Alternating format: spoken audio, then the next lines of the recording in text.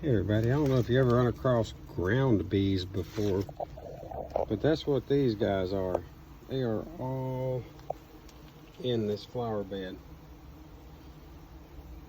All up under the trees, these bushes and stuff. I thought they were balling each other, but they were actually mating. That was the craziest thing I ever seen. Yeah, I mean, look at them. They're nesting up in this, down in the dirt. Anyway, I thought people might find that interesting. They're just all in and on the ground, up under these bushes.